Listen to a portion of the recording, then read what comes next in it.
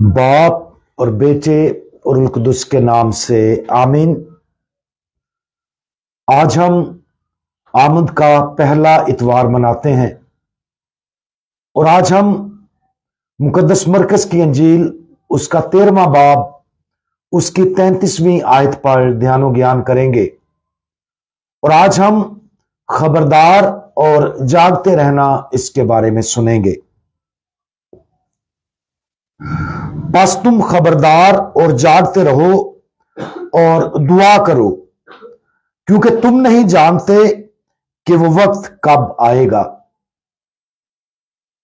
सोचने की बात है और सवाल करने की बात है कि खुदावंद यीशु मसीह किस वक्त की तरफ इशारा कर रहे हैं। वो अपने आने के वक्त की तरफ इशारा कर रहे हैं, लेकिन यह समझना जरूरी है कि अगरचे वो अपने तजस्सुम में एक बार फिर हमारे पास आएंगे, लेकिन वो इससे पहले अपने तजस्सुम में एक बार हमारे पास बहुत पहले आया था। और अगरचे वो आखिरी वक्त में जिंदों और मुर्दों का फैसला करने के लिए दोबारा जिस्मानी सूरत में वापस आएंगे, वो अब भी रोजाना दिन और रात फजल के बदलने वाले तोहफे के जरिए हमारे पास आने से बाज नहीं आते। क्या हम खुदावंद यीशु मसीह के आने पर तवज्जो देते हैं, या क्या हम खुदा के फजल के अनगिनत फजाइल और नेमतों से महरूम रहते हैं जो वो हमें हर दिन और सारा दिन अता करना चाहता है। दुनिया में बहुत से खलफशार हैं। हम दौलत के लालच, अपनी भूखों की लज्जत, जदीद मीडिया और इलेक्ट्रॉनिक गैजेट्स वगैरह के मुसलसल शोर से परेशान हैं। ये चीजें और बहुत से दूसरे रोजमर्रा के खलफशार मुसलसल खबरदार और जागते रहना बहुत मुश्किल बना देते हैं। इसकी वजह यह है कि हमारी तवज्जो का दुरानिया बहुत महदूद है। अगरचे कुछ लोग एक हद तक बहुत से काम करना सीख सकते हैं, लेकिन कोई भी अपनी तवज्जो को खुदा की मौजूदगी और दुनिया के खलफशार के दरमियान मुस्तकिल तौर पर तकसीम नहीं कर सकता। कुछ लोग बहस कर सकते हैं कि आज की इस दुनिया में खुद को मशगूल रखना जरूरी है, मुसलसल दुआ करना और सिर्फ खुदा के बारे में सोचना मुमकिन नहीं है। लेकिन जो लोग ये सोच रखते हैं वो उस खबरदारी और जागते रहने को नहीं समझते जिसके लिए उन्हें बुलाया गया है। खबरदार और जागते रहने का सीधा और साफ मतलब है कि खुदा हमारी जिंदगियों में मरकजी हैसियत रखता है और जो कुछ हम हर रोज करते हैं उसका वाहिद मुहर्रक और मकसद है।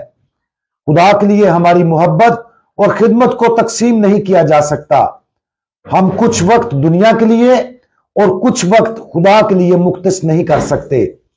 इसकी बजाय हर रोज और सारा दिन हम जो कुछ भी करते हैं उसमें खुदा के जलाल और खुदा की कामिल मर्जी की तकमील हमारी जिंदगी का मरकजी और खुसूसी मकसद होना चाहिए।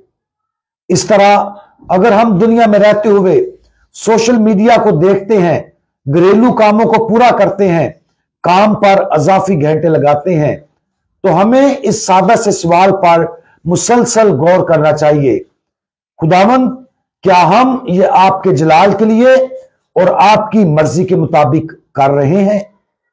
हमें अपने आप से ये सवाल पूछने में कभी नाकाम नहीं होना चाहिए। हर वो काम जो हम करते हैं उन तमाम कामों का मरकजी मकसद और मुहर्रक हमेशा खुदा का जलाल और उसकी मर्जी की तकमील होना चाहिए। अगर हम इस तरह जिंदगी गुजार सकते हैं तो हम जान जाएंगे कि खुदा की मर्जी के लिए हमेशा और हर जगह खबरदार और जागते रहना आसान होता जाएगा।